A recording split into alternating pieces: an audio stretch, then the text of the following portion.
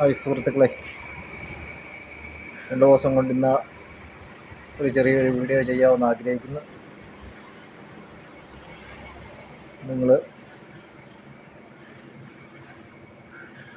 എല്ലാ ദിവസവും നമ്മുടെ ഓരോ വീഡിയോകളും കാണുകയും സപ്പോർട്ട് ചെയ്യുന്നതിനും വളരെ നന്ദി ആദ്യം രേഖപ്പെടുത്തുന്നു. ഇന്ന് ഞാൻ സംസാരിക്കുന്ന വിഷയം ഇവിടെ NR മധു പറഞ്ഞ വിഷയം തന്നെയാണ് ഞാൻ ഇന്ന് പറയുന്നത്. അദ്ദേഹം നിരന്തരം ജാതിസ്പർദ്ധ സംസാരിക്കുകയാണ്. ഇപ്പോൾ എൻ്റെ സുഹൃത്തുക്കളെ, ഒരു ദലിതൻ്റെ കൂടെ ഇരുന്ന് കള്ളു കുടിച്ചെന്ന് പറഞ്ഞാലോ, അല്ലെങ്കിൽ ഒരു പട്ടികജാതിക്കാരനോട് ഇരുന്ന് ആഹാരം കഴിച്ചാലോ അവിടുത്തെ ജാതിസ്പർദ്ധയൊന്നും മാറുന്നില്ല.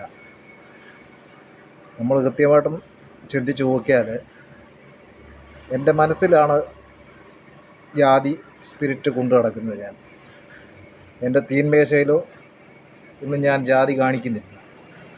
മറിച്ച് എൻ്റെ സ്വഭാവത്തിൽ ആ വ്യക്തികളോട്, അവനവൻ്റെ സ്വജാതിയോടും കൃത്യമായിട്ട് അവർ അഡ്രസ്സ് ചെയ്യുന്നുണ്ട്. ഇത് ഇന്ന ആളാണ്, ഇങ്ങനെയാണ്. ഇതാണ് ജാതി സ്പർദ്ധ ഉണ്ടാക്കുന്നത്. പ്രത്യേകിച്ച് മധുവൊക്കെ പറയുന്നു പട്ടികജാതിക്കാരനും ദലിതനും ഒന്നും ഇവർ അവരുടെ ജാതിയെ പറഞ്ഞ് അവർ മുതലെടുക്കുകയാണെന്ന്. അല്ല സുഹൃത്തെ, ജാതി പറഞ്ഞ് മുതലെടുക്കുകയല്ല. NR മധുവിനെ പോണക്കുള്ളവർ ജാതി സ്പ്ലിറ്റ് ഉണ്ടാക്കുകയാണ് ഇവർ ചെയ്യുന്നത്. ഞങ്ങൾ കൃത്യമായിട്ട് ഞങ്ങളിതൊക്കെ വാച്ച് ചെയ്യുന്ന ആൾക്കാരൊക്കെയാണ്. ഇവിടുത്തെ ദലിതൻ അനുഭവിച്ചതിൻ്റെ, അതായത് 10 വർഷം അല്ലെങ്കിൽ 15 വർഷത്തിന് മുമ്പ് നിങ്ങളൊന്ന് ചിന്തിച്ച് നോക്കിക്കുക ഇവിടുത്തെ ദലിതൻ്റെ അവസ്ഥയും ഒക്കെ.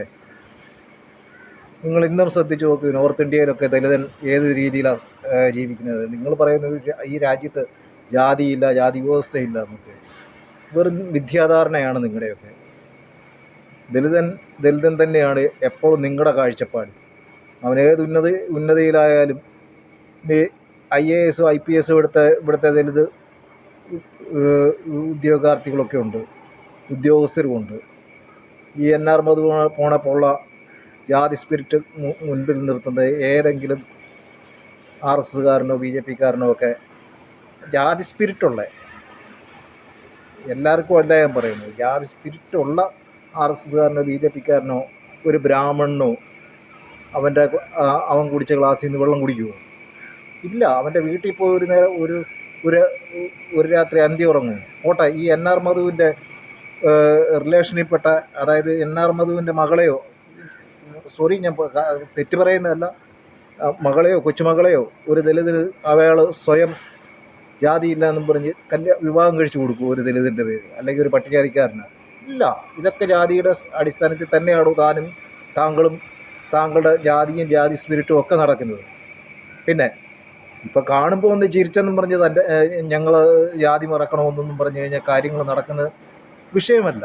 അതുകൊണ്ട് NR മധുവൊക്കെ സംസാരിക്കുന്നതിന് നമുക്ക് വിഷയമൊന്നുമില്ല. NR മധുവിൻ്റെയൊക്കെ ക്ഷേത്രവും ഇവിടുത്തെ വരേണ്ടിയവർക്ക് ക്ഷേത്രങ്ങളും ക്ഷത്രിയ ക്ഷേത്രങ്ങളും ഒക്കെ ഉണ്ട്. പക്ഷെ അവിടെ ഒന്നും ഇന്നും ദലിതനോ മറ്റുള്ള സമുദായത്തിനോ ഒന്നും അവിടെ കയറാൻ പറ്റത്തില്ലടൂ. താൻ എത്രയൊക്കെ എന്നൊക്കെ ഇവിടുത്തെ ദലിതനെ ഹിന്ദു ആക്കാൻ നോക്കിയെന്ന് പറഞ്ഞാൽ അവനൊന്നും ഹിന്ദു അല്ല താങ്കളുടെ ഒന്നും കാഴ്ചപ്പാടിൽ. പിന്നെ ആ കാര്യം പറഞ്ഞ് താൻ ഇവിടുത്തെ ദലിതനെ ഒന്നും പേടിപ്പിക്കരുത്.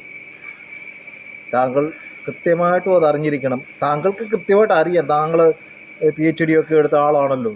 കാരണം ഈ വിഷയങ്ങളിലൊക്കെ ആയിരിക്കുമല്ലോ താങ്കൾ എങ്ങനെയൊക്കെ PhD എടുത്ത് എങ്ങനെയൊക്കെ ദലിതനെയൊക്കെ താങ്കളുടെ വരുതിയിലാക്കാമെന്നൊക്കെ ചിന്തിക്കുന്ന PhD ആണല്ലോ താങ്കളുടെയൊക്കെ കയ്യിലിരിക്കുന്നത്. അപ്പോൾ അതൊക്കെ കൃത്യമായിട്ട് ഞങ്ങൾക്കും അറിയാം. താങ്കൾ ഉഡായിപ്പാണെന്ന്, നമ്പർ 1 ഉഡായിപ്പാണെന്ന്. താങ്കൾ ജിഹാദികളെ സപ്പോർട്ട് ചെയ്യുമോ, അല്ലെങ്കിൽ അവരെ ഞങ്ങളുടെ കൂടെ ആണെന്നോ ദലിതൻ്റെ കൂടെയാണെന്നോ ഒക്കെ പറഞ്ഞു, അല്ലെങ്കിൽ വേടൻ്റെ കൂടെയാണെന്നൊക്കെ പറഞ്ഞു. നമ്മളെ സംബന്ധിച്ചിടത്തോളം നമുക്കതൊന്നും ഒരു വിഷയമുള്ള കാര്യമല്ല.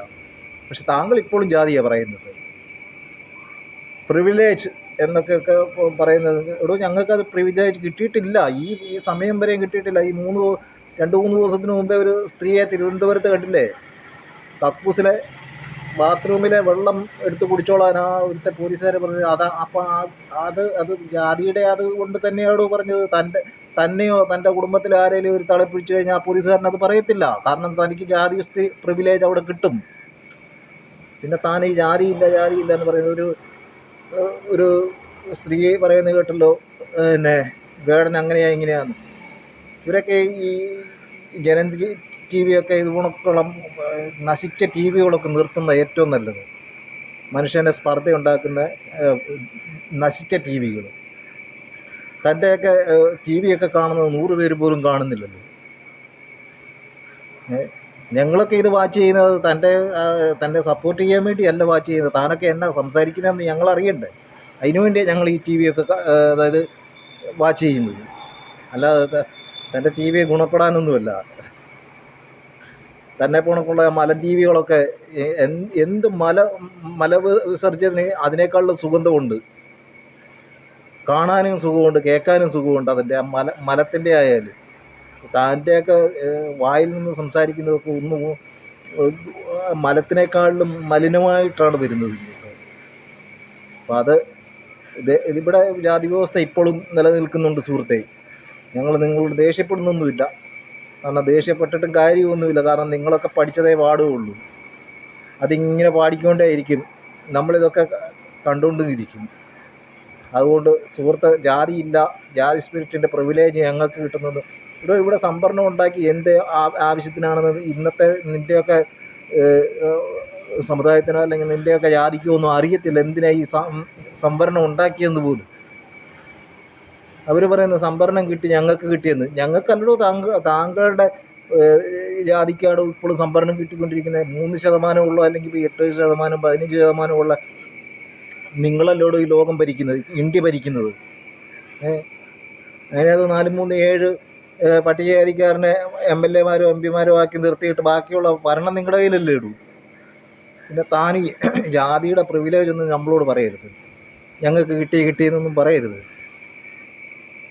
നിങ്ങൾ പറയുന്നല്ലോ BJP-ക്കാരാണെങ്കിൽ ഇവിടുത്തെ MP MLA ഒക്കെ ഇവിടെ വന്ന പ്രധാനമന്ത്രിയും നരേന്ദ്രമോദിയെ മാറ്റിയിട്ടൊരു പട്ടികജാതിക്കാരനെ പ്രധാനമന്ത്രിയാക്കിക്കേ. തനിക്ക് തൻ്റെ ഇടമുണ്ടോ തൻ്റെ പാർട്ടിയോട് അത് പറയാൻ? അപ്പം തൻ്റെ പാർട്ടിക്ക് തനിക്ക് തൻ്റെ ഇടമില്ല പറയാൻ, പിന്നെ ബാക്കി കാര്യം പറയണോ? കാരണം അവിടെ വരേണ്യവർഗത്തിൻ്റെ ആധിപത്യം നടക്കുകയുള്ളൂ. അല്ലെങ്കിൽ അവർ തീരുമാനിക്കുന്ന വ്യക്തികളെ അവർ അവിടെ പ്രധാനമന്ത്രിയോ ഒക്കെ ആക്കുകയുള്ളൂ. ഒരു രാഷ്ട്രപതിയുണ്ട്. രാഷ്ട്രപതിയുടെ ചുമതല എന്താണെന്ന് ചോദിച്ചു കഴിഞ്ഞാൽ രാജ്യത്തിൻ്റെ ലോക്സഭ പാസ്സാക്കുന്ന നിയമങ്ങൾ അംഗീകരിക്കുക എന്നുള്ള ഒറ്റ ഇത് മാത്രമേ ഉള്ളൂ രാഷ്ട്രപതിയുടെ ചുമതല. രാഷ്ട്രത്തലവനാണെന്ന് പറഞ്ഞിട്ട് കാര്യമില്ല. രാജ്യസഭ സഭ എന്ത് പാസ്സാക്കുന്നോ അതിനെ അംഗീകരിക്കുക എന്നുള്ളത് മാത്രമേ ഉള്ളൂ. അവിടെ ഒരു ദലിതനെ ഇരുത്തിയാലോ വേറെ ഏതവനെ ഇരുത്തിയാലും അതൊക്കെ സംഭവിക്കുകയുള്ളൂ. അപ്പം നിങ്ങൾ അവിടെ ദലിതനെ അവിടെ ഇരുത്തിയെന്നും പറഞ്ഞുകൊണ്ടുള്ള പ്രിവിലേജ് ഒന്നും ഇവിടെ ദലിതനൊന്നും കിട്ടുന്നില്ല.